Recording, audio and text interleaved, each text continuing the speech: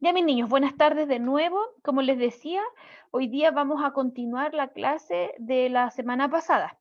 Ya la semana pasada nosotros nos concentramos en lo que era la presión hidroestática y hablamos del principio fundamental de presión, ya haciendo relación a que eh, la altura donde se estuviera concentrando o donde yo estuviera haciendo la observación incidía importantemente en el tipo de presión que iba a tener, ya sea presión, sea altura en relación hacia arriba o altura como profundidad, viéndolo como al revés, ¿cierto?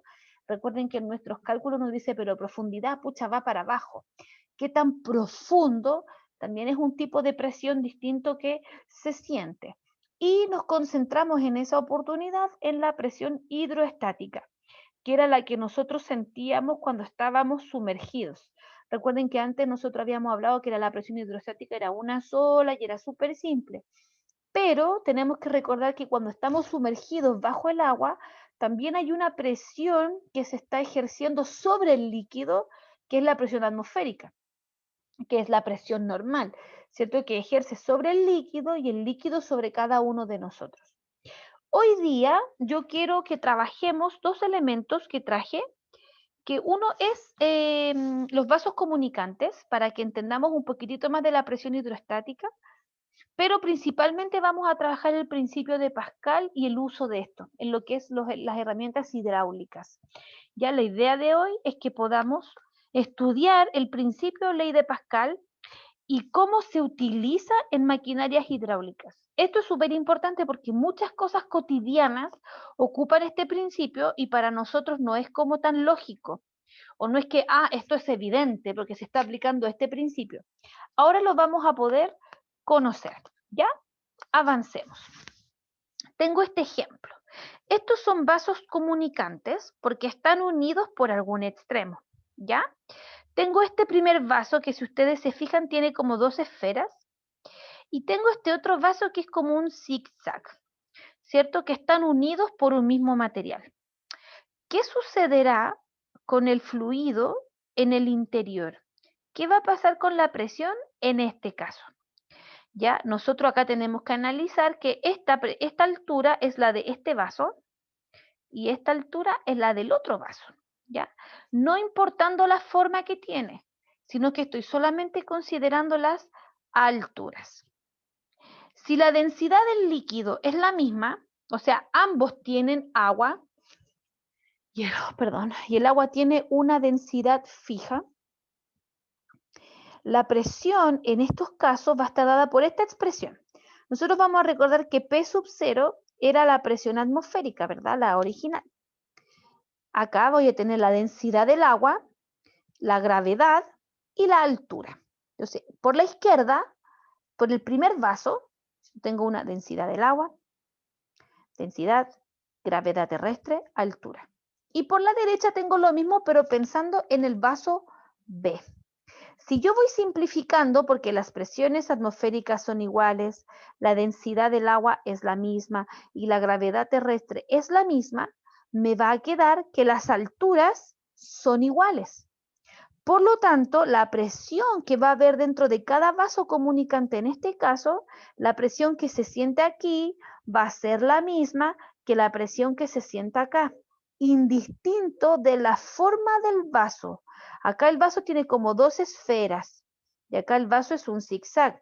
Eso no importa, porque lo que estamos diciendo es que como se encuentran a la misma altura y ambos tienen el mismo líquido, y la gravedad terrestre es la misma en ambos vasos, lo único que podría haberme generado una diferencia habría sido en la altura, pero la altura fue la misma. Por lo tanto, la presión en ellos es la misma, sin importar la forma del recipiente. Entonces, eso ustedes lo tienen que anotar. El vaso o el contenedor que está sosteniendo al líquido, la forma que tenga no importa, no significa nada, porque la presión que se va a sentir adentro va a depender de la altura que se esté observando, la densidad del líquido, que en este caso fue la misma, la gravedad que es la misma y la presión atmosférica que también es la misma. Entonces, cuando uno ve preguntas de prueba como esta, uno tiende a pensar que por la forma, esta debiera tener más presión porque tiene más elementos, por ejemplo. Aquí tengo dos circunferencias y están como apretados, en cambio aquí, perdón, en cambio aquí es como un zigzag, ese debiera ser menor. Todas esas apreciaciones las podemos descartar porque la forma del vaso no incide en la presión que va a sentir, porque requiere de otros factores.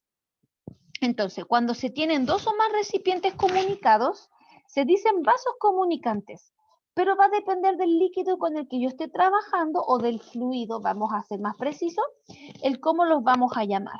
Y aquí vamos a decir, vaso comunicante con un mismo líquido. Si ustedes se fijan, miren, este vaso es así. Este vaso tiene curvas. Este vaso es redondito. Y este vaso es como lateral. Todos ellos son vasos comunicantes. La altura en ellos es la misma, la altura a la que está el agua. Por lo tanto, la presión en cada uno de ellos va a ser la misma, porque aparte de estar comunicados, la presión es una sola. Este ejemplo a mí me sirve para hacer lo que les voy a mostrar aquí. Los albañiles ocupan mangueras para transportar agua, para transmitir agua, para nivelar las paredes o las estructuras, y van pasando agua de uno a otro, ocupando vasos comunicantes. Ahora, yo no sé, la verdad, si es que ellos saben este concepto. Es decir, si ellos dicen, vamos a ocupar vasos comunicantes porque se cumple la propiedad de fluidos por la presión. No lo sé. Pero solo sabemos que ellos pueden ocupar esta herramienta porque se produce lo siguiente. ¿Ya? Eso es lo importante. En cambio acá vamos a tener vasos comunicantes con líquidos no miscibles. Y usted me puede decir, profe, pero ¿qué significa que un líquido sea no miscible? La miscibilidad se refiere a la característica que tiene el fluido o el líquido, en este caso, para mezclarse, haciendo mezclas homogéneas. El agua es un líquido miscible, ¿verdad? Pero, por ejemplo, si nosotros juntamos agua y aceite, ambos son fluidos, ambos tienen forma líquida, ¿cierto? En lo lógico, pero ellos no se mezclan. El agua y el aceite no se revuelven porque son no miscibles entre ellos.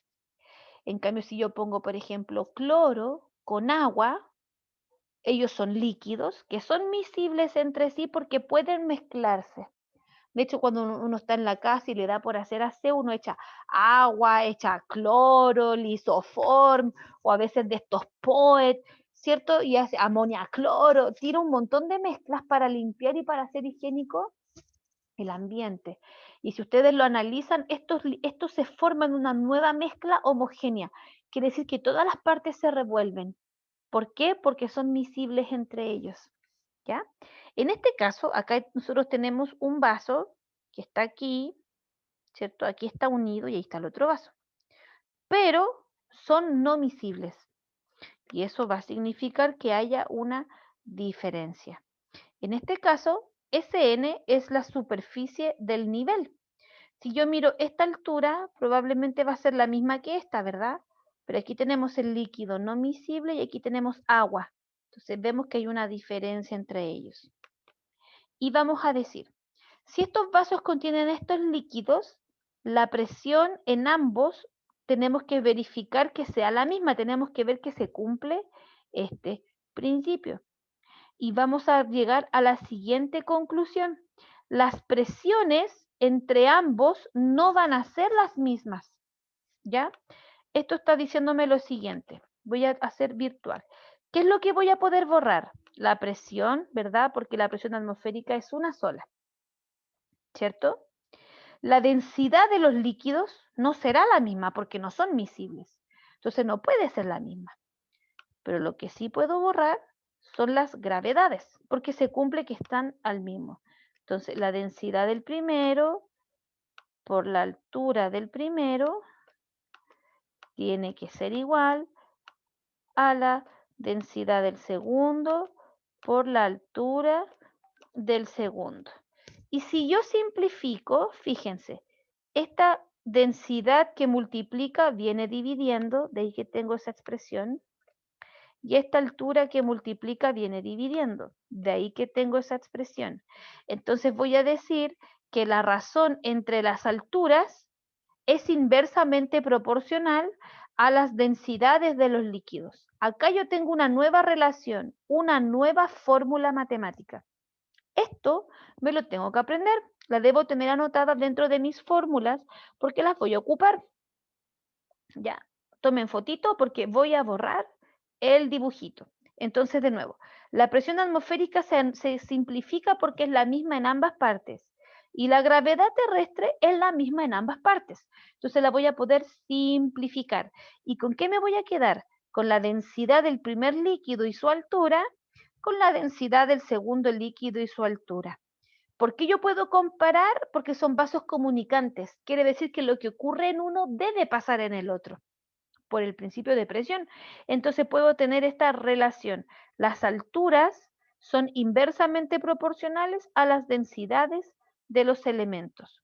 Algo parecido hicimos nosotros en el primer semestre cuando analizamos, por ejemplo, lo que eran las poleas. No sé si se acuerdan, que me aparecía entre los radios y la cantidad de vueltas que hacía, etcétera. Ya, por lo tanto, puedo tener vasos comunicantes con el mismo líquido, ya, y que ahí es mucho más simple verlo, pero puedo tener también estos vasos con distinto líquido, ¿ya? Así que para que estemos siempre conscientes que podemos tener dos formas separadas de trabajar.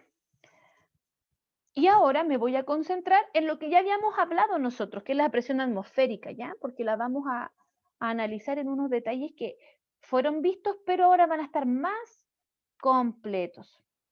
Nosotros ya hemos visto que los líquidos no pueden ser comprimidos, pero sí los gases, ¿cierto? Los gases permiten hacer una fuerza, una presión y pueden ser comprimidos. Habíamos dicho que nuestra atmósfera, que es la que rodea nuestro planeta, ¿cierto? Es un fluido gaseoso en que la densidad disminuye gradualmente con la altitud. Pero, ¿qué va a significar esto? Si nosotros estamos mirando la Tierra, ¿cierto? Todos alguna vez tuvimos la clase de ciencia donde nos hablaban de las capas de la atmósfera. La troposfera, la enosfera, la ionosfera, la exósfera, etc. Entonces, cada capa tiene una particularidad. A medida que está más altura, alejándose del suelo, la densidad aumenta. Mientras que nosotros que estamos aquí en la superficie del suelo, ¿cierto?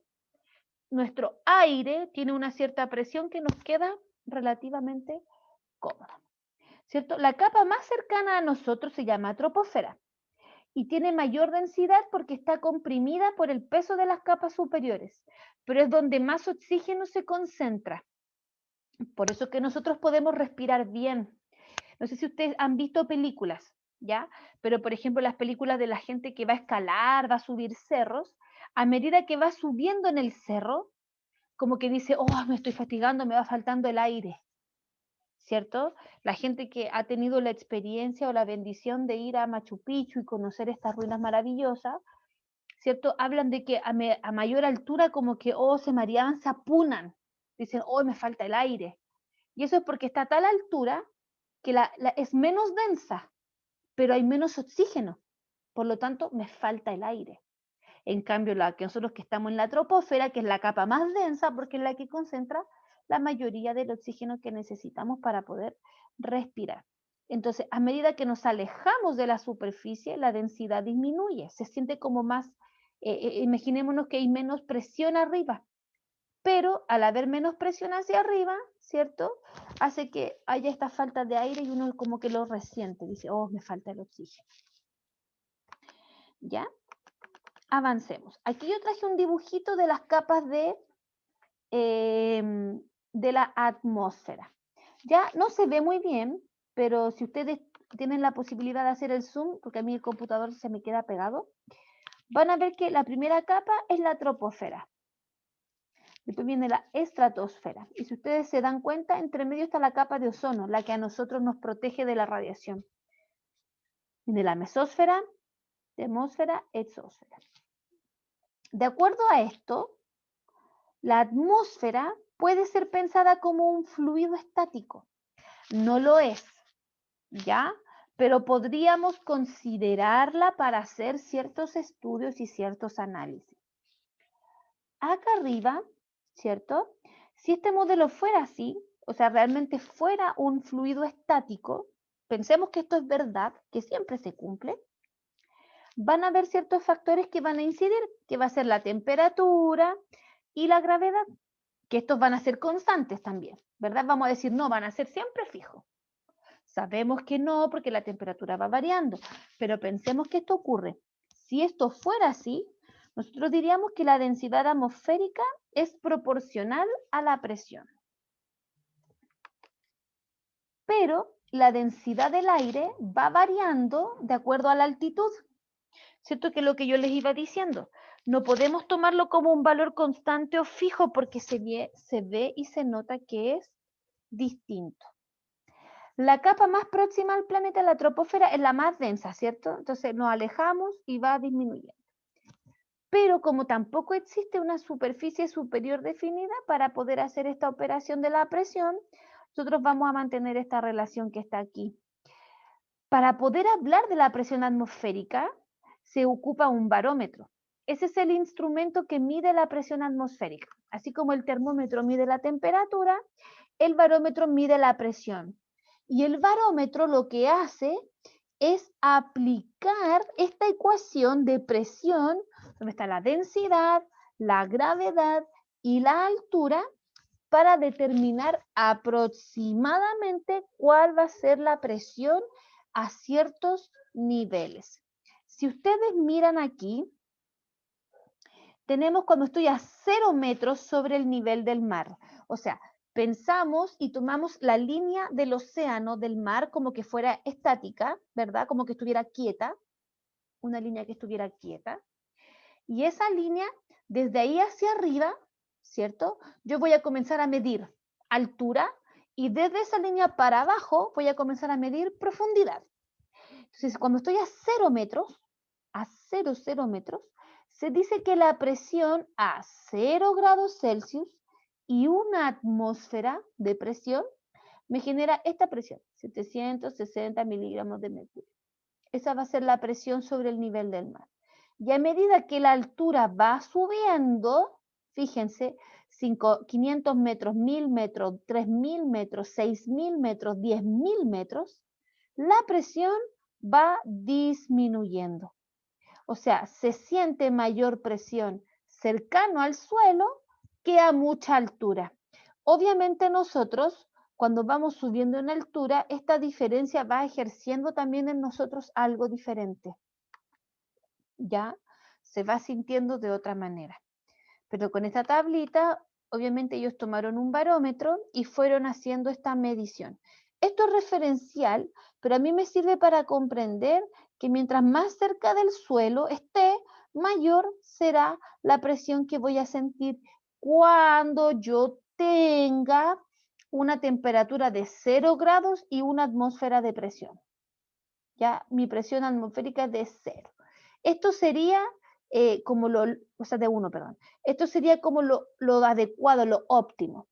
Si tenemos temperaturas distintas, tendremos presiones distintas. Pero esta tabla se elabora pensando en que, mira, el mundo es bueno, la temperatura que vamos a medir siempre son los 0 grados y siempre vamos a estar a una atmósfera. Como que esas variables no dejan de ser, aunque nosotros sepamos que sí pueden variar, ¿ya? Pero esta tabla está confeccionada pensando en que ninguna de esas variedades o de esas variables han cambiado, ¿ya? Por lo tanto, nosotros sabemos que por la ecuación de presión, que es la que nosotros habíamos visto aquí en un comienzo, no sé si ustedes se acuerdan, la que están aquí, esta presión inicial es siempre la presión atmosférica, por eso que es importante conocerla.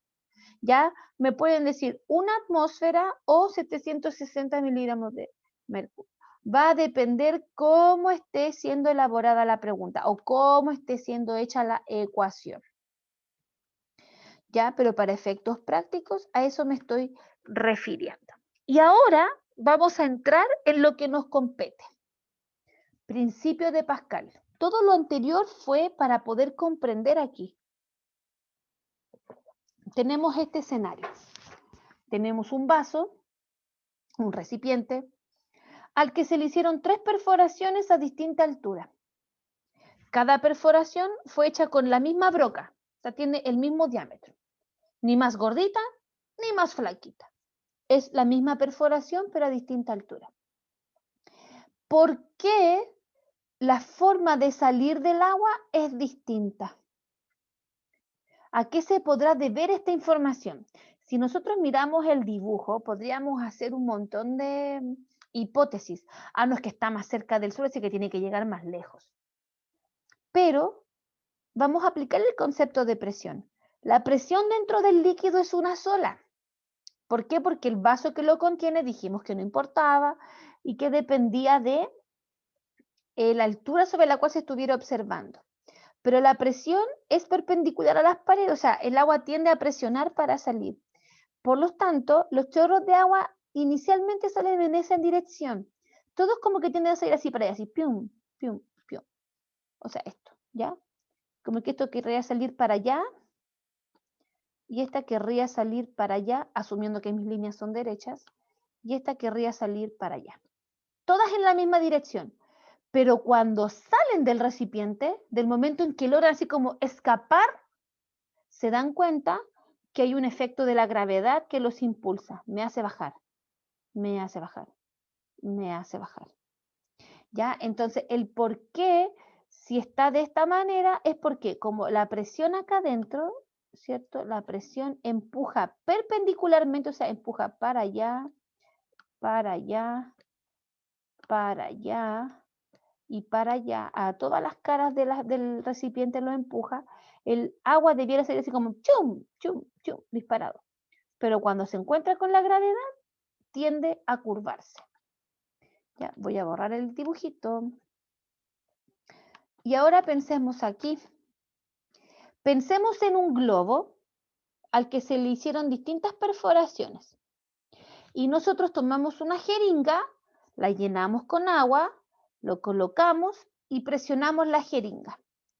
Cuando hacemos esto, el agua que ingresa a la jeringa, o sea, al globito, lo infla. Y después comienza a salir los chorritos de agua disparados. ¿Por qué? Porque adentro del globo también se rellena. Recuerden que el recipiente que lo contiene no importa. La presión del agua es también perpendicular en todas direcciones. Entonces el agua tiende a salir disparado. ¿Ya? Esto se refiere. Ahora pensemos que en vez de agua, dentro tenemos aire, ¿ya? Y tapamos con un dedo los orificios de los extremos, acá abajo, ¿cierto? Tomo la jeringa y yo la tapono con mi dedo.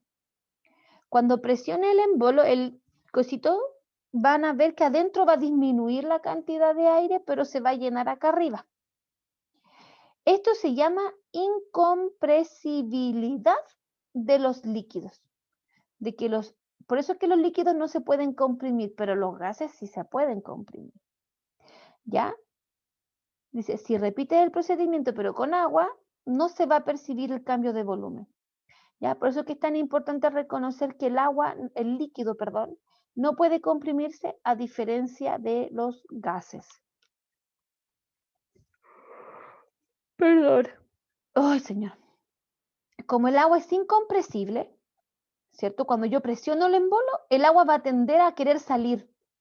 En cambio, si tuviésemos aire que estuviera ingresando, el aire no va a tener la opción de salir, se va a ver comprimido acá adentro. No va a hacer el esfuerzo, no se va a sentir como prisionero, quiero salir. A diferencia del líquido, que sí le ocurre este escenario. Un fluido transmite la presión en todas las direcciones que se ejerce. Por donde hubiera salida, es por donde presionó. No sé si ustedes se acuerdan, pero alguna vez, cuando uno estaba en época de colegio, aniversario, y hacía el inflar el globo, por ejemplo, habían esas típicas pruebas de gincana que a alguien le colocaban un globo encima de la cabeza y adentro del globo había harina, ¿verdad? o papel o cualquier cosa. Y tenían que ir contestando preguntas a medida que se iba inflando el globo antes de que se reventara. Como el globo tiene una capacidad de elasticidad, se estira, se estira, se estira, se estira, se estira, el aire comprime, comprime, comprime, comprime, pero cuando es tanta la presión, reventaba. En cambio, o probablemente con el líquido no habría funcionado, porque uno tiene que poner la manguera y ocurre algo parecido, pero con el gas siempre se comprime un poquito más, ya a diferencia de los líquidos. La variación de la presión que se ejerce por la jeringa se propaga en todo el interior del líquido, lo que queda en evidencia cuando el agua sale disparada por estos agujeritos, porque cuando yo relleno con la jeringa el agua va ocupando todos los espacios y va tratando de ser liberado de todas las maneras. No es que cuando yo coloque el agua salga solo por aquí, a eso se refiere, sino que cuando yo estoy rellenando el globo, busca cualquier salida, cualquier espacio para poder ser liberado en todas direcciones. Esta observación es lo que dio origen al principio de Pascal. Lo repito, tengo la jeringa llena de agua, presiono el embolo para introducir el agua dentro del globo. Cuando el agua está dentro del globo y se comienza a inflar, el agua tiende a querer salir en todas las direcciones posibles, por todas las perforaciones. No se queda solo con las de acá abajo, sino que con todas. ¿Por qué? Porque ocupa el espacio completo. Esta es la definición del principio de Pascal. Dice, el incremento de presión aplicado a una superficie de un fluido incompresible, o sea, me está diciendo agua, líquido, no me está hablando de gases, a eso se está refiriendo, en un recipiente indeformable. O sea, pensemos en un vaso, ya aquí el globo es deformable, entonces, por eso que nos permitía establecer esto, pero él lo acotó a líquido incompresible, o sea, fluido incompresible, líquido, un recipiente que no se deforma, que tiene la misma forma siempre, transmite con el mismo valor la presión a cada una de las partes. Esto que está en negrita es el principio de Pascal. Si ustedes se fijan, aquí yo tengo una botellita que está teniendo agujeros y que fueron puestos los tapones. Cuando el agua se está llenando, ¿cierto? Y fíjense que aquí hay como un embudo que hace ¡pium! Baja, ejerce presión, el agua que está dentro, como no se puede comprimir, tiene que escapar, pero lo hace en todas direcciones. Por cada tapón, ella libera agua, por todas las partes. No queda ninguno de estos tapones puestos porque la presión que se ejerció dentro del líquido fue la misma para poder ser destapado. Cada lugar destapó de la misma medida. ¿Se entiende más o menos a lo que quiero llegar en este dibujito? Porque es el que me interesa que se visualice bien. Voy a asumir que sí. El principio de Pascal está fundamentado o está utilizando la ecuación fundamental de hidroestática para poder deducirse. Recuerden que la presión es presión atmosférica más densidad del líquido, gravedad que se esté observando, profundidad o altura, ¿cierto? Y si aumentamos la presión de alguna manera, la presión inicial, ¿cierto? También aumentará la presión en la misma medida. Por lo tanto, o sea, si yo aplico, estoy partiendo mi ecuación con una presión de 1 y de repente aplico 5, en vez de partir con 1, partiera con 5, mi resultado también tiene que aumentar en la misma medida porque tiene que ser proporcional.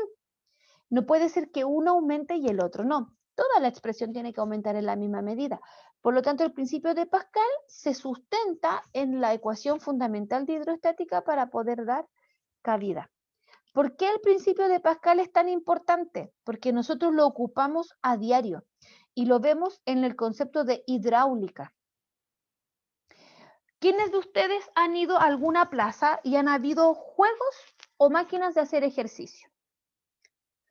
Las máquinas de hacer ejercicios que están en la plaza, ustedes saben que no son eléctricas, no se conectan a nada, utilizan la propia energía que la persona le va administrando para poder realizar el ejercicio.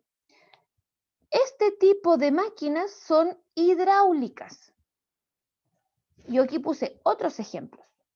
Usted va manejando, presiona el pedal de freno y el vehículo se detiene. Una máquina retroexcavadora levanta gran cantidad de material. Ponemos una gata hidráulica debajo de un auto y logramos levantar el vehículo para cambiar la rueda. Entonces, en todas estas palabras se habla de algo hidráulico. ¿Y de dónde viene esta situación? Del principio de Pascal que estamos aplicando.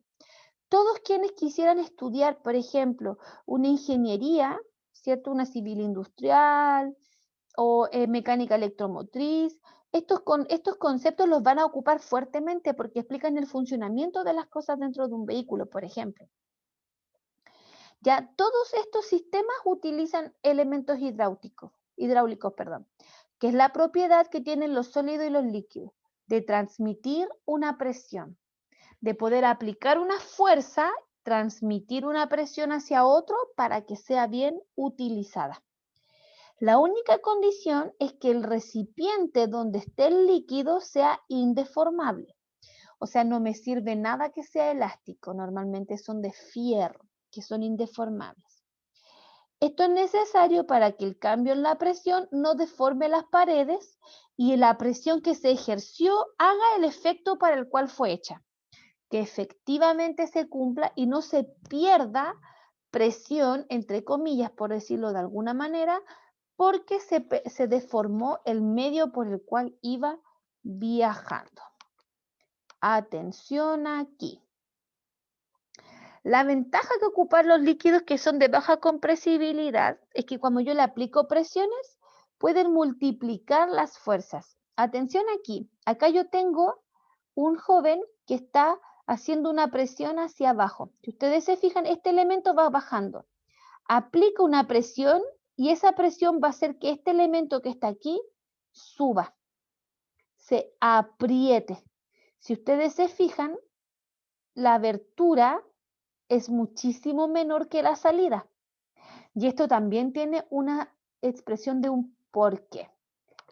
Todo esto que yo estoy hablando se debe de esta expresión, fuerza sobre unidad de área. Si yo aplico una fuerza a un área pequeña, se sentirá mayor presión que si aplico la misma fuerza a un área grande. Por eso que las máquinas parten desde un diámetro, en este caso, un área pequeñita para encontrarse con una mucho mayor. Un pistón, como el que yo le acabo de mostrar, se le aplica una fuerza, aquí está la entrada, ¡pium!, y produce una presión que hace que este líquido baje y comience a aplicar presión hacia el resto de los demás elementos a un pistón más ancho, y lo que hace es que este se pueda ir levantando. La presión es la misma, porque yo ejercí una presión inicial, pero donde el área es distinta, donde el área fue distinta, hace que la fuerza tenga otra expresión. Si ustedes se fijan, aquí dice, la fuerza de salida será equivalente a la proporción entre las áreas por la fuerza original. O sea, la fuerza de salida como con la expresión que se siente, ¿cierto? La presión que se va a ver representada va a depender de las fuerzas aplicadas y del área que se esté trabajando. El área de salida va a ser siempre mayor que el área de entrada. Miren aquí. La gata hidráulica está formada por esto. Son embolos que están a distintos diámetros conectados con un fluido que está encerrado. Cuando yo le aplico una fuerza inicial, una fuerza de entrada sobre la primera área que es más chiquitita, esto va a generar una presión que se va a transmitir constantemente en el interior hasta la superficie 2, la de salida, que va a ser siempre mayor que la primera. Por lo tanto, en la segunda presión, en la segunda área, que es la de la salida, el fluido tendrá que aplicar una fuerza mayor. Por eso que se levanta. Miren aquí. Acá yo tengo el ejemplo. Tengo un auto que está colocado acá abajo, ¿verdad? Y yo aplico una presión. Como la presión que aplico en este punto ¿cierto? Esta fuerza va a ser, y tengo un área menor, voy a hacer que a la salida se sienta una presión mayor, por lo tanto voy a conseguir que esto se levante. Y por eso es que uno puede levantar como una gata hidráulica un vehículo. Un vehículo no pesa menos de 100 a 200 kilos.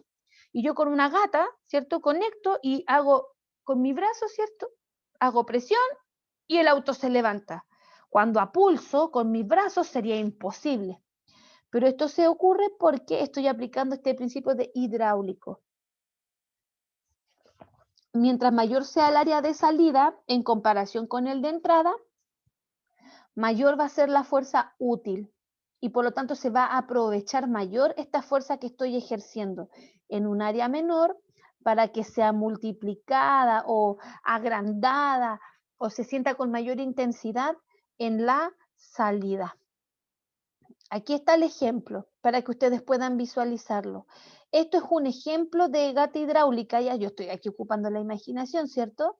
Que es como lo que ocurre cuando están en los donde arreglan vehículos, ¿ya? Pensemos aquí, hay una persona que tiene este embolo por el que va a subir y el auto que está posicionado aquí. Cuando ella se sube a esto, ejerce una presión hacia abajo que hace que todo este líquido se comprima, se comprima, se comprima, pero como no se puede comprimir el líquido, porque el líquido no tiene esa propiedad, lo que hace es que va desplazando este objeto que estaba aquí, le ocupa espacio y lo levanta. ¿Se entiende más o menos lo que quiero llegar o no? Recuerden, acá adentro hay líquido, hay fluido, no compresible. Por lo tanto, la persona se sube arriba, ejerce una fuerza, hay una presión que se aplicó sobre esta área pequeña, hace que el líquido se apriete, se apriete, se apriete, se apriete, se apriete, se apriete. Pero como aquí no puede ser comprimido porque necesita el espacio, genera que este elemento, que es como el que va a levantar, desplace el vehículo hacia arriba y yo lo pueda observar o le pueda hacer algún trabajo para lo cual me contrataron. Aquí también tenemos el ejemplo de una pedal, del pedal del freno. Aquí está el líquido de frenos. Y todos hemos oído hablar a los papás de que cuando los frenos fallan es porque esta parte se rompió y el líquido de freno se está perdiendo, por lo tanto el freno no se está aplicando a la rueda. Este es también una aplicación del principio de Pascal.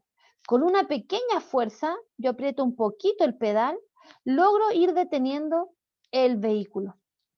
Miren acá. Así se ve como desde otra perspectiva. Ahí está el pedal. Aquí está el líquido. Si ustedes se fijan, aquí hay un depósito de líquido de freno y aquí va la manguera que conduce y aquí están las balatas que le llaman, que son las que se aprietan para detener la rueda. El sistema de frenos ocupa el principio de Pascal. Mediante un fluido transmite presión, yo presiono el pedal, el líquido se transmite, se comprime, se comprime, se comprime y como no tiene espacio, esto se aprieta. Chin, chin, y por lo tanto el vehículo se detiene. Por eso es que cuando te dicen frenaste de golpe, porque la persona presionó el pedal hacia el fondo, el vehículo es automática la detención, porque la presión fue fuerte. En cambio, si uno va de a poquito, haciendo presión suavecita, el vehículo se va deteniendo gradualmente, que es como debiera ser lo normal. Dejé de compartir y vuelvo a aparecer.